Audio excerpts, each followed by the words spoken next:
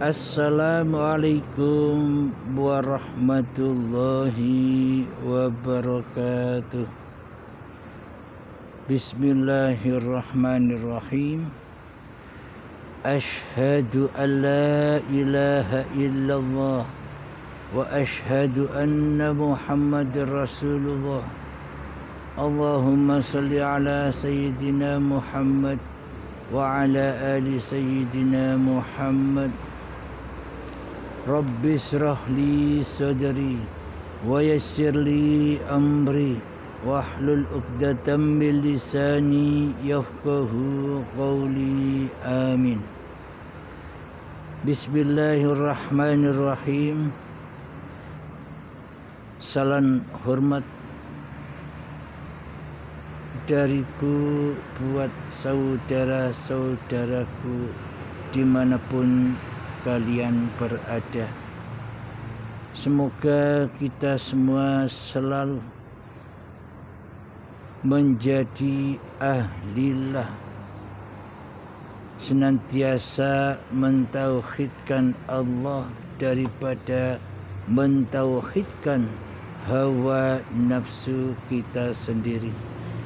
Amin ya rabbal alamin.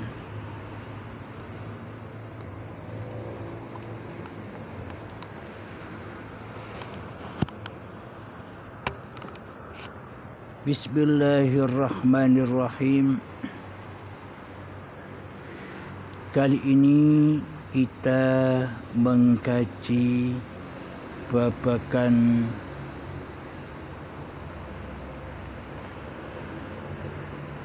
surga dan neraka.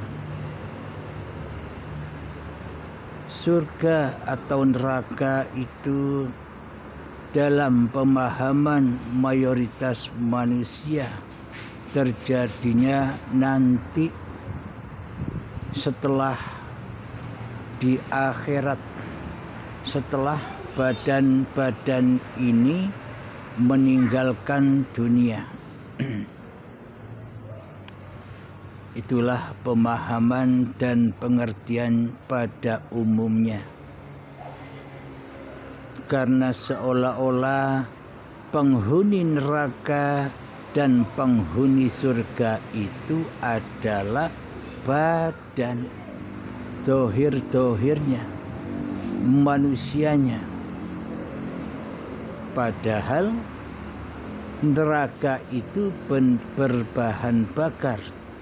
Ketika masih ada badan-badan manusia dan ketika masih ada hati yang keras melebihi kerasnya batu, yakni hati yang selalu mensekutukan Allah dengan diri manusianya, saat itulah neraka itu sudah terbakar dan membara dan menyiksa jiwa yang mati.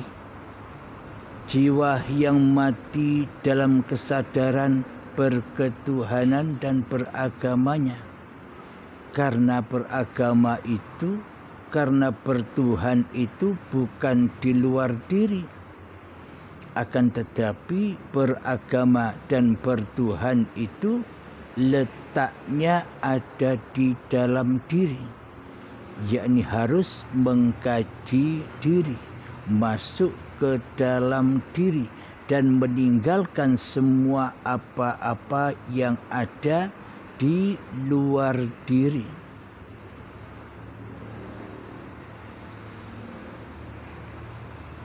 Siapakah penghuni neraka itu?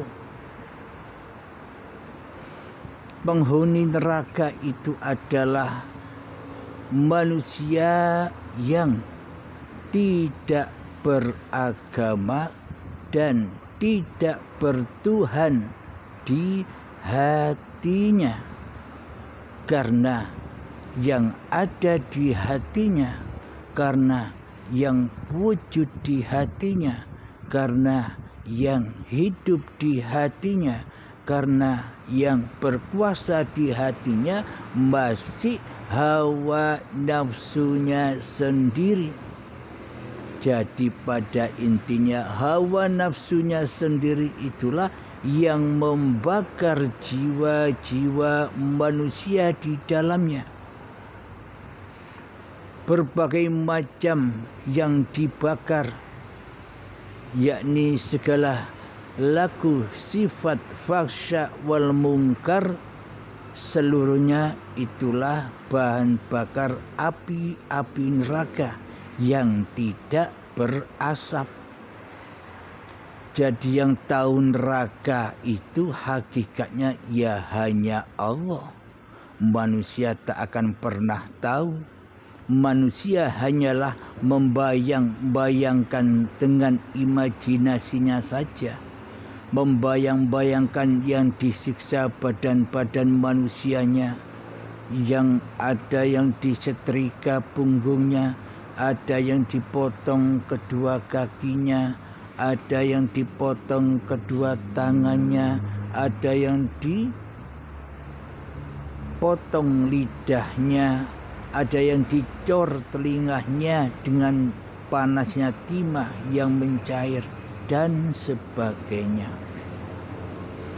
Jadi seolah-olah siksa neraka itu adalah siksanya dohir, siksanya badan.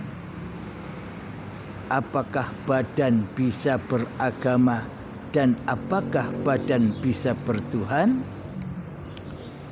Sementara yang bisa beragama dan yang bisa bertuhan kan hanya jiwa, hanya hati.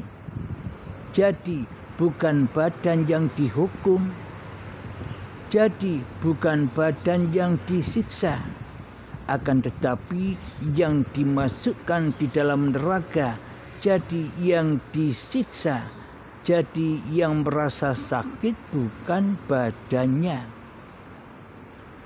akan tetapi yang disiksa dan yang merasa sakit adalah yang di dalam dada, yakni hatilah yang disiksa, karena selama ini merasa menjadi Tuhan penguasa yang mampu mengurusi seluruh urusan hidup manusianya. Manusia atau hati yang merasa bisa mengurus apa-apa yang dimilikinya. Hati yang merasa bisa mencukupi segala kebutuhannya di kehidupan di dunia ini. Hati merekalah yang disiksa oleh Allah Ta'ala. Jiwa merekalah yang digodok di dalam an-nar, di dalam siksa kubur dan siksa neraka jahanamnya. Yang dimaksud siksa kubur kan yang disiksa di dalam kuburan badan ini. Badan ini kan dari tanah. Jadi yang disiksa jiwa yang terkubur di dalam badan. Inilah hakikatnya. Jadi yang di syariat itu hanyalah kiasan-kiasan saja. Hanyalah sanepan-sanepan saja. Jadi mutasabihatnya syariat adalah hakikatnya. Yang sesungguhnya syariat itu bayangannya, ayang-ayang, tidak nyata, alias hanya sanepan dan kiasan saja. Hanya simbol-simbol yang dalam.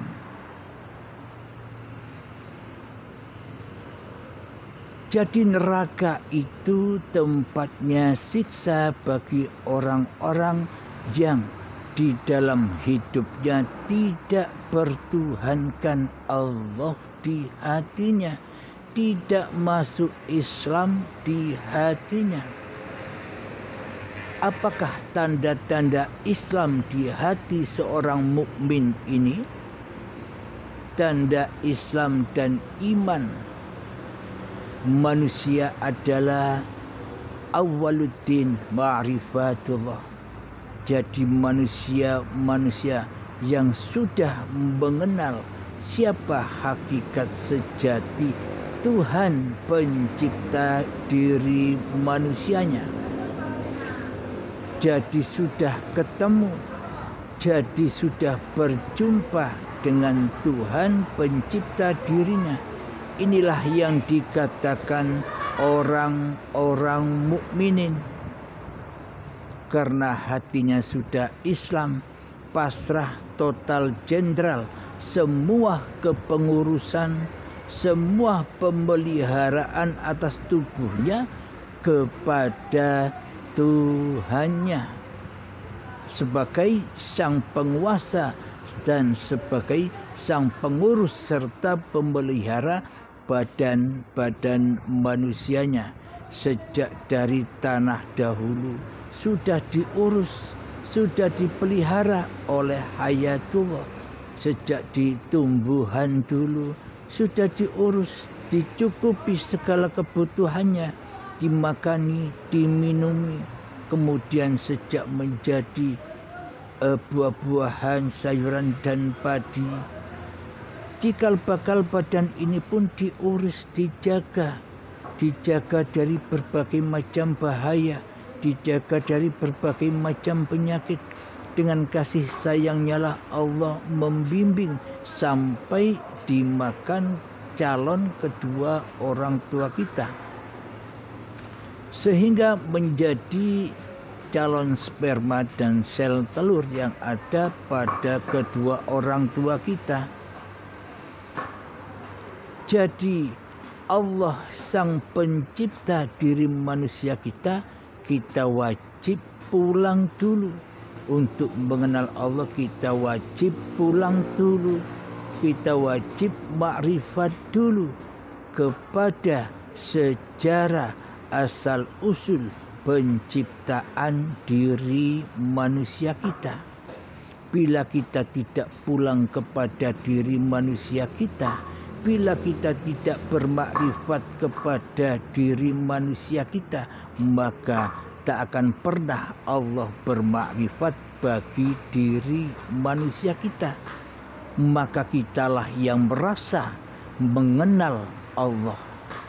Jadi rasa mengenal saja, jadi hanya sebatas memahami saja. Memahami manusianya yang masih faham. Karena manusianya masih merasa-rasa dia sudah mengenal Tuhannya, dia sudah berjumpa Tuhannya. Jadi maka dari itu pulanglah dahulu, tengok sejarah asal usul kejadian badan-badan kita ini, bermakrifatlah kepada diri manusianya. Ketika sudah bermakrifat, setelah kita mengetahui asal usul kejadian diri manusia kita, maka akan terbukalah hakikatnya siapa yang hidup ini. Hidupnya manusiakah atau hayatullah? Rohnya manusiakah atau ruhullah? Jadi beragama dan bertuhan itu jangan hanya asal-asalan saja. Jangan hanya ikut-ikutan saja. Sangat rugi besar. Sangat amat rugi besar. Maka dari itu buktikan, nyatakanlah beragama dan bertuhan ini sebelum ajal menjemput. Kenalilah dengan benar, karena kebanyakan manusia, karena mayoritas manusia mengenal Allah itu hanyalah dari angan-angannya saja. Angan-angannya lah yang merasa dirinya sudah mengenal, dengan membaca buku, dengan menonton YouTube, seolah-olah ia sudah mengenal. Yang diomong ke sana kemari hanya babakan Allah. ia selalu menunjukkan bahwa ia sudah mengenal Allah kepada orang-orang sekitarnya, seolah-olah saja mengenal. Tapi bagi orang yang sungguh-sungguh mengenal, bagi orang yang sudah merasakan baiatan, ia sudah tidak gembar-gembor lagi alias diam. Seperti baiatan akbar ketika syakaratul maut tiba, ia sudah tidak bisa ngaku-ngaku lagi mengenal Tuhan pencipta dirinya. Inilah bukti mayoritas manusia masih memahami babakan ketuhanan dengan hawa nafsunya. Maka dari itu, kenalilah Allah dengan sebenar-benarnya agar tidak tersesat jalan kita, agar kita tidak disiksa lagi di dalam siksa kubur dan jahanamnya Allah. Maka dari itu perlunya beragama dan bertuhan itu adalah hakikatnya untuk mengetas diri kita dari alam kejahiliaan, untuk mengentas siksa kubur dan siksa jahanam yang kita rasakan selama ini. Jadi pada intinya dibebaskanlah manusianya dari segala syariat-syariat manusianya. Karena manusianya selama ini merasa diri manusianya lah yang bisa bersyariat. Karena selama ini diri manusianya lah yang merasa bisa berdiri. Karena diri manusianya lah yang merasa bisa duduk sendiri. Karena merasa manusianya lah yang bisa mandi sendiri. Karena diri manusianya lah yang merasa bisa bekerja sendiri. Karena diri manusianya lah yang masih merasa bisa sholat sendiri. Karena diri manusianya lah yang merasa bisa beribadah sendiri. Karena diri manusianya lah yang merasa bisa mencukupi, bisa mengatur seluruh kehidupannya. Inilah manusia-manusia yang tersesat, yang disesatkan oleh hawa nafsu kita sendiri selama ini. Alhamdulillahirabbil alamin. Jadi hakikat neraka itu sudah berlangsung saat ini ketika kita masih belum beragama dan bertuhan di sisi Allah. Maka dari itu peringatan Allah bagi orang-orang yang sudah percaya bahwa Tuhan pencipta diri manusianya itu ada, bahwa seluruh alam semesta dan manusia ini ada yang menciptakan. Inilah orang-orang yang beriman. Jadi baik orang muslimin, orang Nasrani, Yahudi, Majusi, siapapun orangnya yang di hatinya percaya, meskipun hanya percaya dan yakin, percaya bahwa ada Tuhan yang menciptakan diri manusianya dan alam semesta ini, itulah yang disebut orang yang beriman. Meskipun masih iman-imanan sudah disebut beriman, akan tetapi belum bisa berhenti di situ saja. Allah perintahkan lagi, ya ayyatuhan. Bismillahirrahmanirrahim. Ya ayyuhalladzina amanu.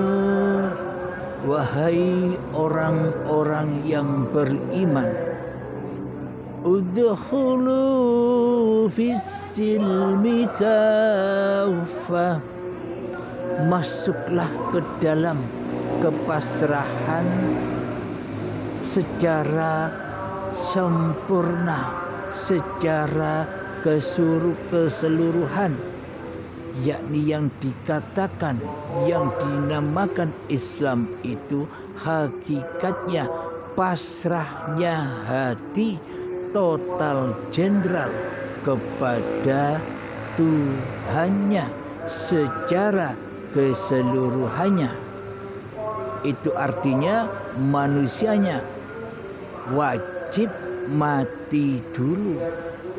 Bila tidak mati, manusianya masih hanya sekedar memahami saja babakan hakikat dan makrifat, hanya sebatas teori saja yang digembar-gemborkan ke sana kemari, yang diucapkan ke sana kemari demi mencari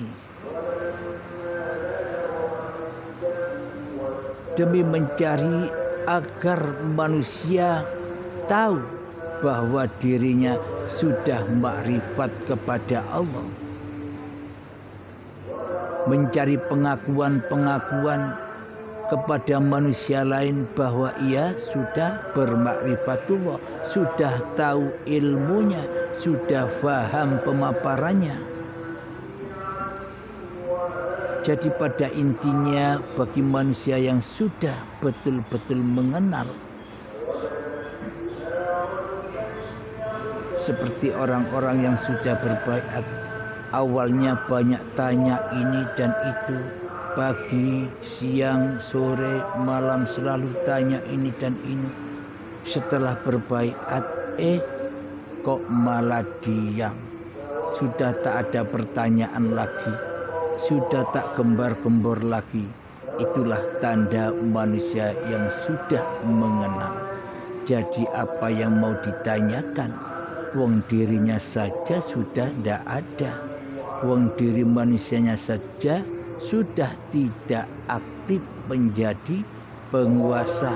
Yang ada hanyalah yang maha ilmu, yang maha tahu segala keadaan apapun yang diciptakannya, segala ayat-ayat yang diwujudkannya. Jadi mayoritas orang-orang yang sudah berbaiat itu sudah tak tanya-tanya lagi, karena sudah menyelam dan mengambil permatanya yang hilang saat detik-detik akil balik tiba. Mari kita lanjutkan babakan neraka. Bahwa neraka itu adalah bagi orang-orang yang belum beragama dan bertuhan. Apa siksanya? Ketika ia disuguhi suatu ujian yang berupa anugerah oleh Allah, maka hatinya merasa gembira, merasa senang, merasa berlebihan rasa bahagianya, sehingga membangkitkan kebanggaan hatinya, sehingga bisa membangkitkan kemuliaan hatinya. Kadang hatinya berbicara begini, seperti aku ini loh kaya, banyak uang, karena aku ibadahku betul kepada Allah, karena sholatku benar kepada Allah, karena doaku diterima oleh Allah, karena aku sudah menjadi kekasih Allah. Di dalam hatinya bilang begitu. Hawa nafsu dan iblis serta setan yang terkutuk membisikkan demikian kepada orang-orang yang belum bertuhan di hatinya, yang disuguhkan oleh Allah suatu anugerah, sehingga ia di dalam hatinya merasa dirinya lah yang merasa mulia, dirinya lah yang bangga, membangga-banggakan keadaannya, membangga-banggakan sholat dan ibadahnya, membangga-banggakan ilmunya kepada manusia lain. Seolah-olah ia ingin diaku-akui sebagai orang yang ahli ibadah terhadap manusia lain di sekitarnya. Karena belum bertuhan, maka ia disiksa dengan sifat-sifat fahsya wal munkar, sombong, membanggakan diri, meremehkan orang lain, dianggap orang lain itu ibadahnya terlalu minim, ibadahnya tidak diterima kecuali dirinya, dengan bukti bahwa ia mendapatkan anugerah dari Tuhannya dengan ibadah-ibadah, dengan sholat-sholat dan dengan ilmu-ilmunya. Jadi ia merasa bangga daripada manusia lainnya. Itulah siksanya, yang mana endingnya ia merasa takut dan ketakutan bila suatu saat hartanya diambil lagi oleh Allah, hartanya hilang, hartanya berkurang. Jadi ketakutan demi ketakutan selalu melanda bagi orang-orang yang tidak bertuhan dan beragama di hatinya. Ada sebagian manusia yang lain disuguhkan dengan bencana, yakni dengan kekurangan, dengan kemiskinan, dengan minimnya ibadah-ibadah yang ia lakukan. Ia merasa minder di hatinya, merasa jadi orang yang paling berdosa karena ia sudah tergulung oleh hawa nafsunya sendiri. Merasa ia yang bisa melakukan itu semua, merasa datangnya bencana dan bala serta ujian itu dikira ia yang mendatangkan, bukan Allahnya yang mendatangkan. Jadi ia telan mentah-mentah anugerah dan bencana itu sebagai milik manusianya. Inilah ujian-ujian, inilah siksa-siksa di dalam siksa kuburnya dan di dalam siksa jahanam, yang mana berbahan bakar badan manusia dan hati yang belum bertuhan. Jadi manusia-manusia yang tidak bertuhan di hatinya, yang tidak beragama di hatinya, pasti jiwanya sengsara. Meskipun didatangkannya anugerah, ia menjaga anugerah itu dengan susah payahnya. Meskipun ia didatangkan suatu bala atau bencana atau musibah, ia tenggelam dengan kesedihannya di dalamnya. Ia merasa sakit hatinya. Itulah siksa-siksa bagi orang-orang yang tidak beragama dan tidak bertuhan di hatinya. Namun bagi orang-orang yang bertuhan, meskipun disuguhkan sebuah anugerah ataupun bencana, sudah tidak ada imbasnya lagi.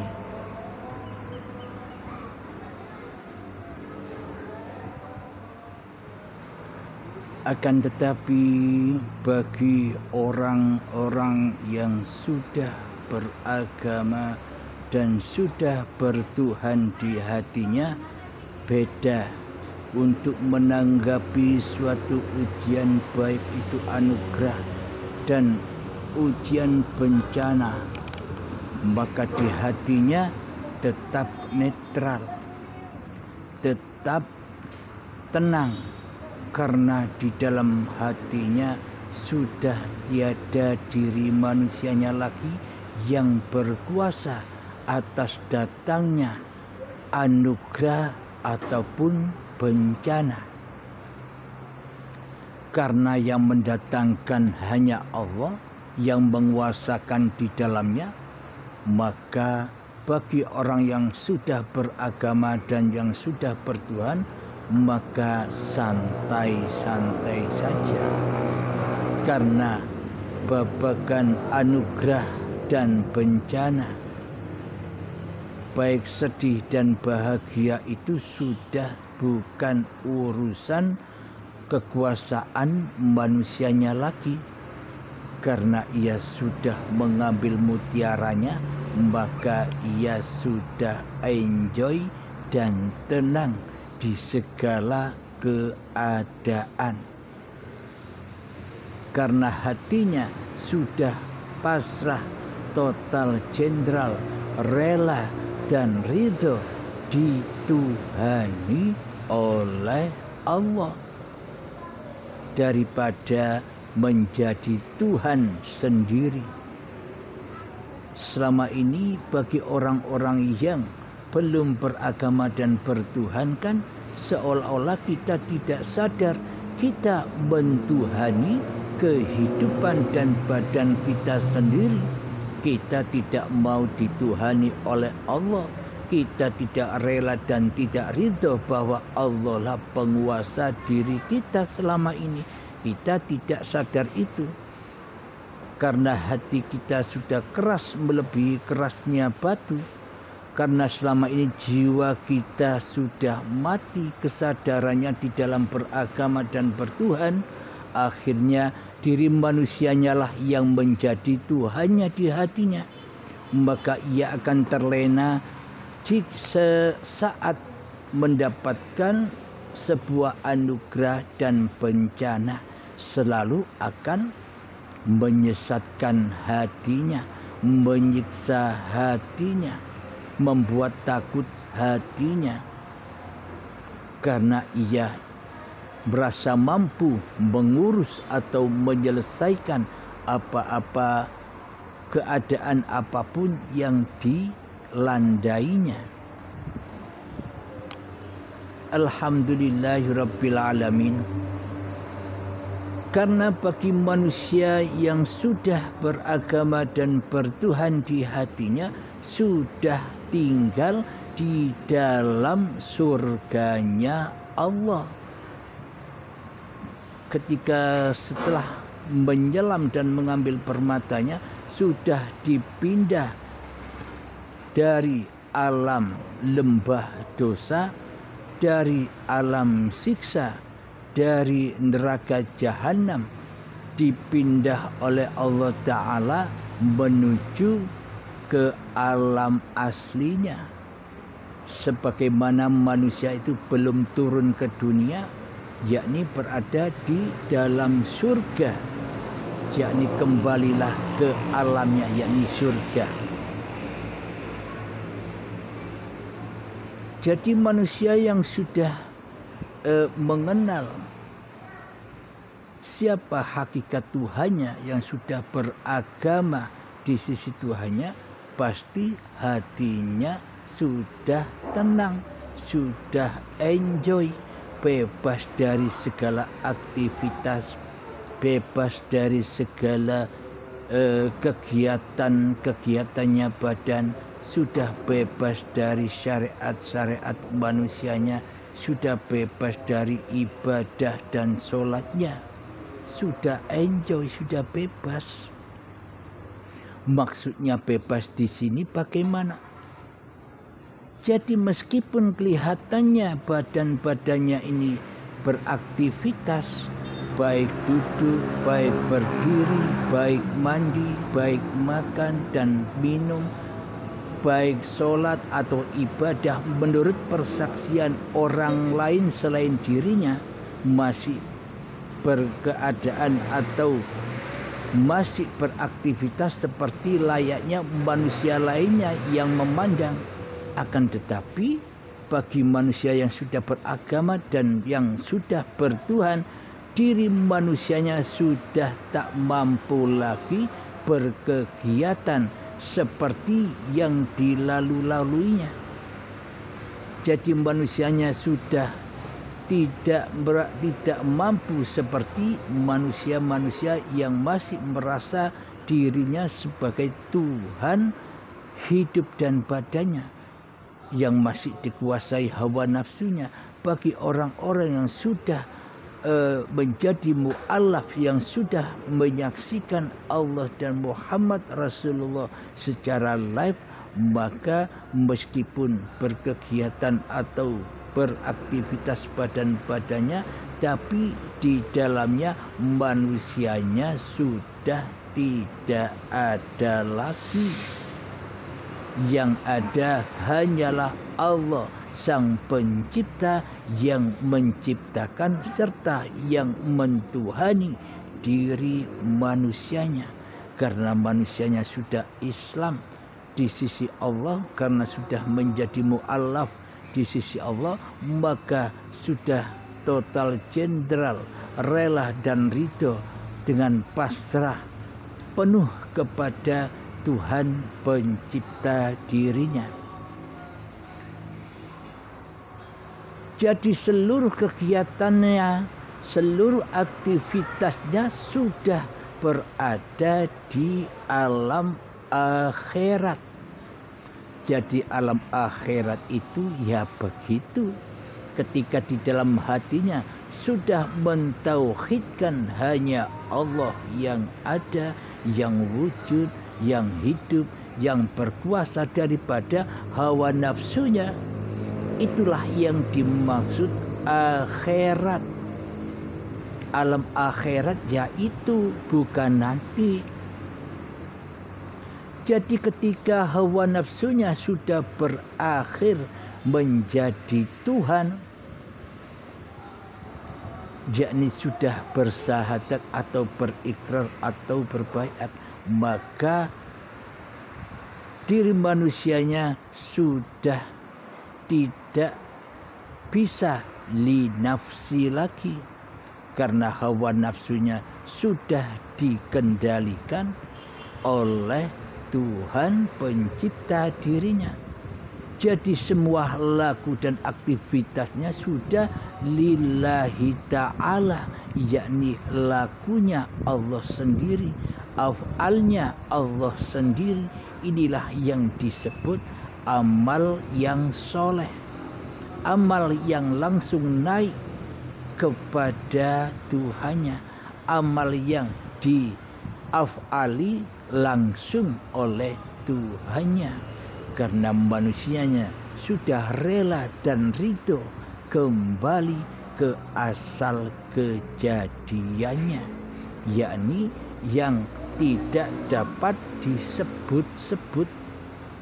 Yang bisa menyebut hanyalah Tuhan Pencipta dirinya dan Tuhan yang mengadakan diri manusianya sebagai manusia. Berarti yang nyebut manusia kan ya Allah, bukan manusianya. Bila manusianya tidak ada hidup, apakah manusianya bisa menyebut bahwa dirinya adalah manusia? Alhamdulillahirabbil alamin. Inilah ayat bahwa manusia yang sudah beragama dan bertuhan itu sudah tenang di dalam jannah, di dalam surga, yang mana di dalamnya sudah penuh hidangan-hidangan, yang mana ia sudah tidak berusaha dan berikhtiar di dalamnya. Hidangan apapun yang diinginkannya datang dengan kekuasaan Tuhannya, diladeni Allah, disuguhi Allah, disuapi Allah sendiri, disiapkan Allah sendiri. Allah menciptakan makhluk-makhluknya beserta apapun kebutuhan-kebutuhan makhluk yang diciptakannya. Ayatnya demikian. Bismillahirrahmanirrahim. Ya ayyatuhan nafsul mutmainnah, wahai jiwa-jiwa yang tenang. Jika di dalam hati kita masih jiwa manusianya yang merasa memiliki jiwa, ketika di dalam hati kita masih nyawa manusianya yang merasa memiliki nyawa, bila di hati kita masih merasa hati yang merasa hati manusianya, yang merasa roh sebagai roh manusianya, yang merasa hidup sebagai hidup manusianya, selamanya hatinya tidak akan pernah tenang. karena ia masih menjadi raja di rajanya hatinya daripada Tuhannya. Ia diazab oleh Allah ketika manusia ngaku-ngaku jadi Allah tapi tidak terasa. Jadi jiwa siapakah yang tenang itu? Yang tenang itu hanyalah siapa? Hayatullah. Jadi jiwa yang tenang adalah jiwa, nyawa, hati, roh, hidup yang sudah bebas dari pengakuan diri manusianya, yakni kembali kepada hayatullah. Itulah yang dimaksud jiwa-jiwa yang tenang. Irji'i ila rabbiki radiyatan mardiyah. Pulanglah kembali, roji'ankanlah kembali dengan rela dan ridho, maka Allah pun akan meridhoimu. Jadi pulangkan lagi amanah-amanah Allah, pulangkan lagi sifat-sifatnya Allah, pulangkan lagi wujudnya Allah, pulangkan lagi hidupnya Allah, pulangkan lagi asma-asma Allah yang selama ini sudah kita akui sebagai asma dan sifat diri manusia kita. Ketika sudah dipulangkan semua, maka wadkhuli fi ibadi. Maka ketika sudah berpasrah diri kepada Allah, maka ketika sudah beragama dan berislam kepada Allah secara hakikat yang demikian itu, maka itulah yang dimaksud hamba-hamba yang mengabdi, golongan-golongan hamba yang mengabdi kepada Tuhannya. Jadi yang mengabdi itu bukan badan-badannya. Jadi mengabdi itu bukan dengan sholat-sholat syariatnya. Jadi mengabdi itu bukan dengan ibadah-ibadah syariatnya. Jadi mengabdi itu bukan zikir dengan badan-badannya. Jadi mengabdi itu bukan zuhud dengan zuhud badannya. Bersila bertapa dengan keadaan yang seperti ini, bukan itu yang dimaksud ibadah. Jadi yang berzuhud, jadi yang sholat, jadi yang ibadah, semua kembali ke alam lillah, yakni kekuasaan Allah dan milik Allah. Itulah yang dimaksud ibadah. Jadi yang dimaksud ibadah di sisi Allah itu manusianya sudah tidak ada dan tidak bisa apa-apa. Itulah yang dimaksud hamba-hamba yang mengabdi. Mari kita lanjutkan. Wadkhuli jannati.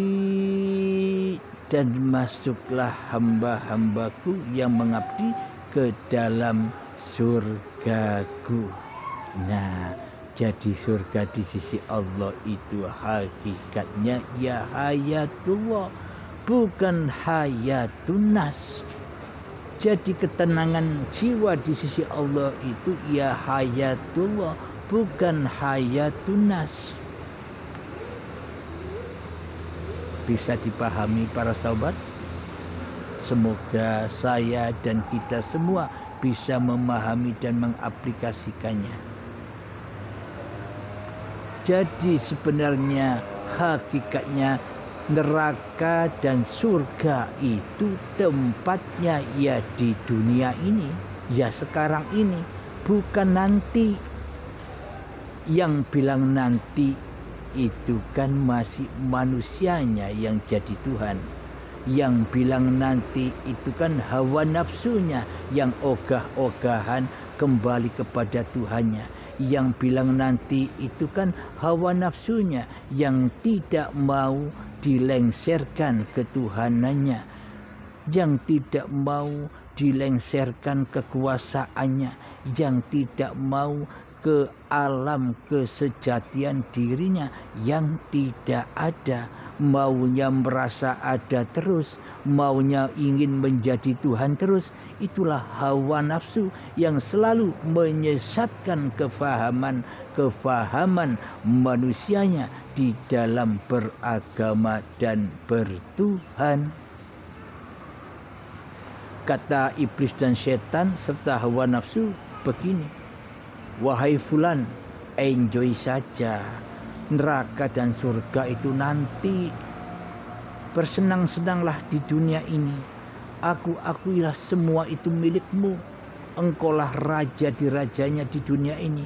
Allah gaib bagimu, Allah tiada bagimu, Allah tidak nyata bagimu. Yang nyata selama ini kan dirimu sendiri, wujud dirimu sendiri, hidupmu sendiri, kekuasaanmu sendiri, daya upaya dan ikhtiarmu sendiri, ilmumu sendiri, penglihatanmu sendiri, pendengaranmu sendiri, perkalam-kalamanmu sendiri. Iya kan? Jadi hawa nafsu telah disesatkan oleh setan-setan yang terkutuk, sehingga manusianya lah yang jadi setan yang terkutuk itu, yang selalu menghalang-halangi kembali rojiun kepada Tuhannya.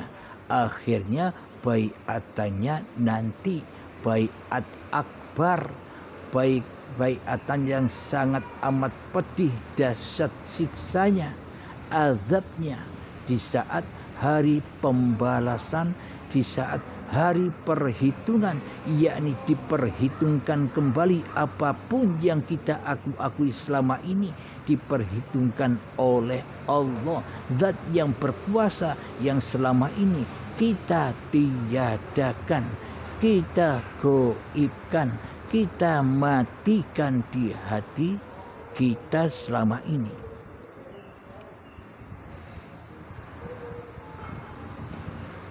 Inilah bukti ayatnya yang real, yang nyata di dalam Al-Quran, bahwa neraka dan surga itu adanya saat ini, bukan nanti.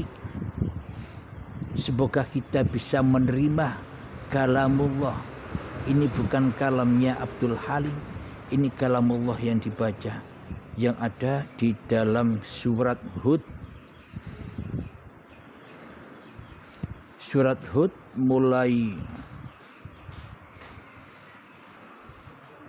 ayat yang 106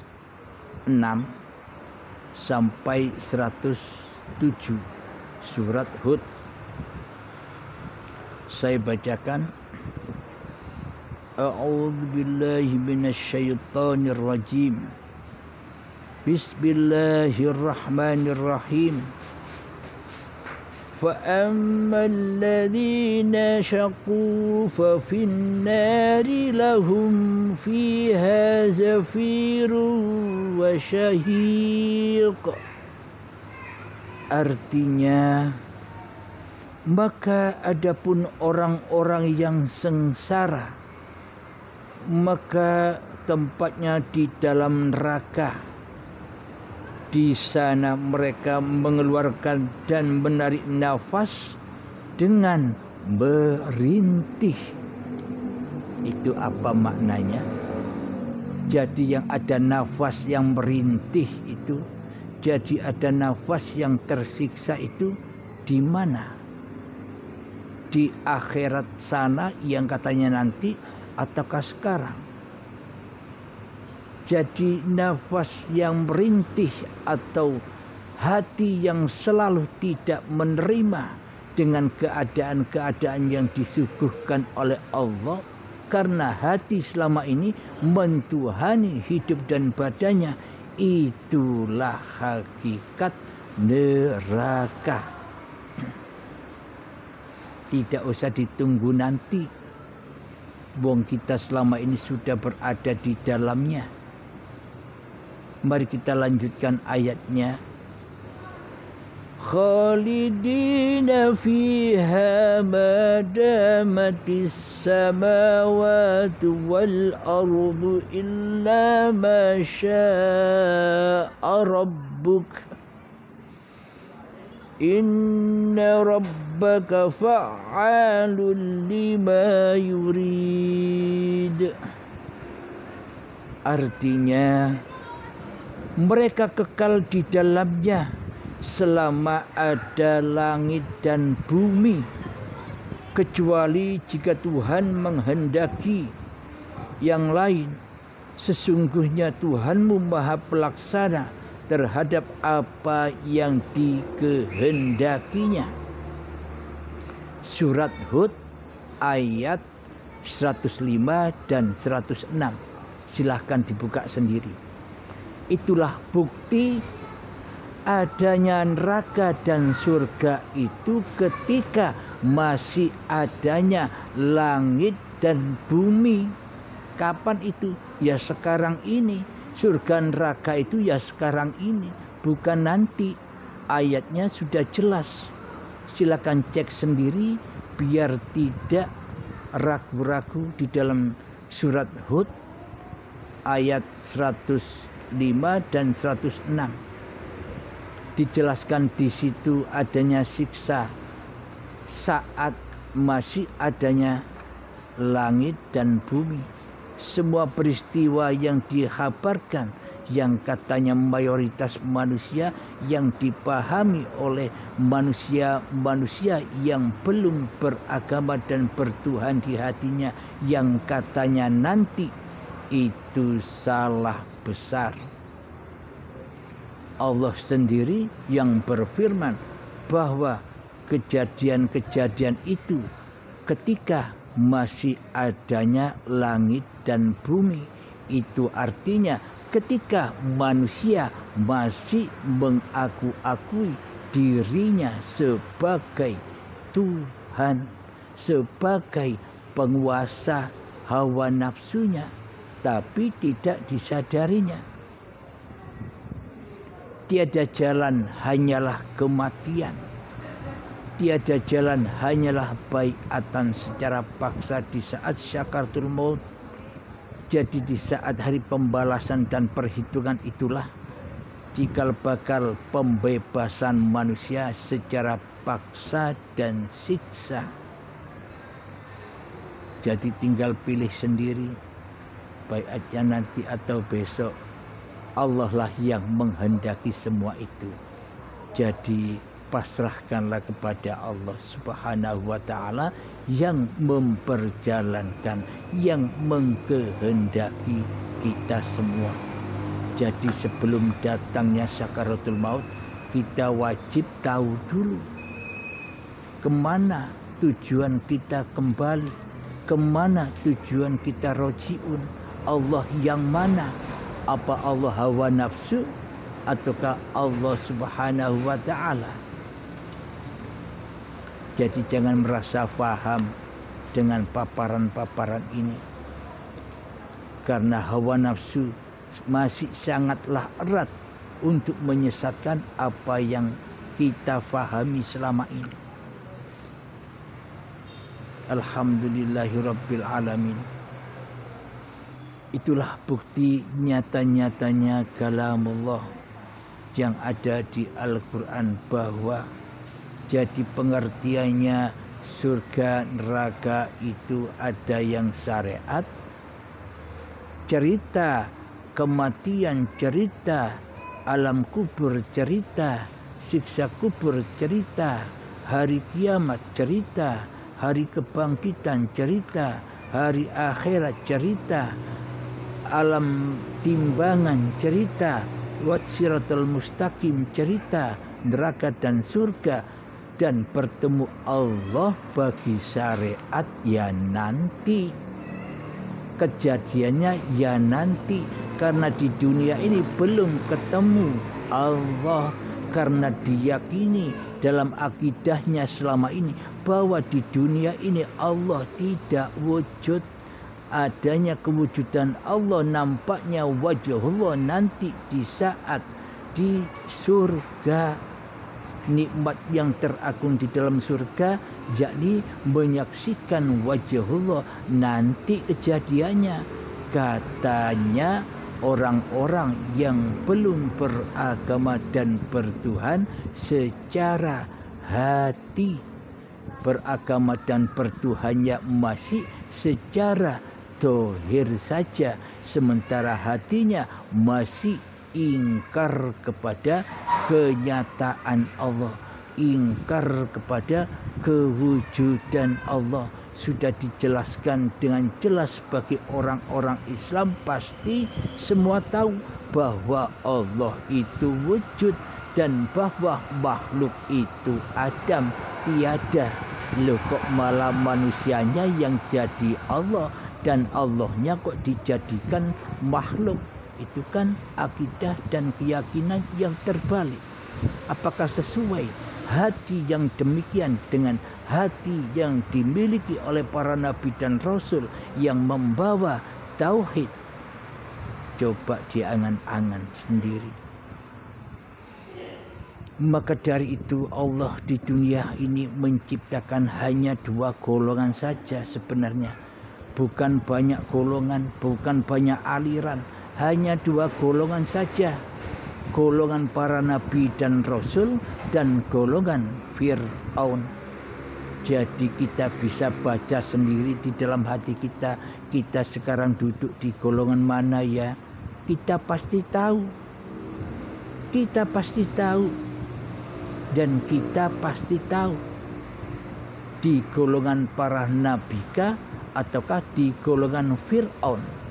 Jika di golongan Fir'aun, manusianya masih jadi Tuhan. Hawa nafsunya masih menguasai kehidupan dan badan ini. Hawa nafsunya masih menguasai segala aktivitas-aktivitas badannya. Hawa nafsu masih menguasai atas ilmu-ilmu dan amalnya. Hati manusia masih mengakui bahwa ibadah dan sholat itu laku dirinya. Itulah pengakuan hawa nafsu. Itulah golongan Fir'aun yang hatinya masih mensekutukan Allah dengan diri manusianya, yang di hatinya tidak mentuhankan Allah kecuali mentuhankan hawa nafsunya sendiri di hatinya selama ini. Jadi pasti Anda tahu, pasti kita tahu duduk di mana kita, di golongan Fir'aun kah atau di golongan para nabi dan para rasul, di golongan kiri atau di golongan kanan. Bagi golongan para nabi dan rasul, di hatinya sudah tiada manusianya lagi. Manusianya sudah tak wujud lagi. Manusianya sudah tidak bisa beraktivitas lagi. Karena di hatinya selalu mentuhankan Allah daripada mentuhankan hawa nafsunya sendiri. Mentauhidkan Allah daripada mentauhidkan hawa nafsunya sendiri di hatinya. Itulah kabar tentang golongan Fir'aun dan golongan para nabi dan rasul, para utusan. Karena selama ini golongan-golongan Fir'aun kan merasa diri Fir'aunnya yang mengutus badan-badannya untuk beraktivitas. Hawa nafsunya yang merasa bisa beraktivitas. Hawa nafsunya yang merasa bisa duduk. Hawa nafsunya yang merasa bisa berdiri. Hawa nafsunya yang merasa bisa mandi. Hawa nafsunya yang merasa bisa memasak. Hawa nafsunya yang merasa bisa sholat. Hawa nafsunya yang merasa bisa ibadah. Hawa nafsunya yang merasa bisa ngaji. Hawa nafsunya yang merasa bisa sholawatan. Hawa nafsunya yang merasa bisa apapun yang dilakukan, semua terkuasai oleh hawa nafsunya sendiri. Karena di dalam hatinya tidak beragama dan tidak bertuhan. Itulah golongan Fir'aun itu. Sama kan? Hatinya sama kan? Hatinya Fir'aun, lambangnya Fir'aun dan lambang diri kita selama ini. Jadi cerita-cerita yang ada di luar diri itu, Jadi cerita-cerita yang ada di syariat-syariat itu hanyalah lambang saja, bukan sejatinya. Sejatinya lagunya lambang itu ada di dalam hati masing-masing diri manusianya. Sudah bertuhankah atau masih jadi Tuhan? Alhamdulillahirrabbilalamin. Semoga pemaparan ini selalu lestari di dalam YouTube Uripe Allah Channel. Maka bagikanlah juga kepada saudara-saudara kita yang lain agar mereka juga sama-sama tahu. Jangan berhenti pengetahuan ini hanya sebatas diri kita saja. Jangan kita merasa selamat sendirian, kasihan yang lain. Dulunya kita pun tidak tahu apa-apa, sekarang tahu. Sama halnya orang lain juga. Awalnya mereka tidak tahu, siapa tahu ketika kita sharekan, kita bagikan link-link pemaparan di Uripe Allah Channel ini, maka banyak yang memahami, banyak yang menyadari bagaimana sejatinya beragama dan bertuhan di sisi Allah itu. Jika beragama dan bertuhan di sisi manusia itu kan banyak namanya, banyak aturannya. Akan tetapi beragama dan bertuhan kan di sisi Allah itu sudah tiada aturan-aturan lagi, karena yang maha mengatur hanyalah Allah, karena yang maha beraktivitas hanyalah Allah. Semua itu Anda dapatkan di dalam baiatan. Semoga kita semua dikehendaki mati sebelum mati, baiat di awal sebelum datangnya ajal, baiatan paksa.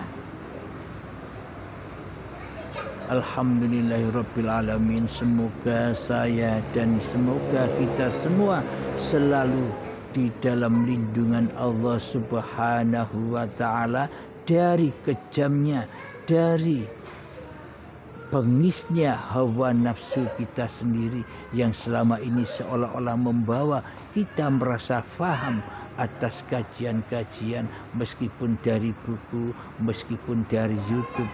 Bila tidak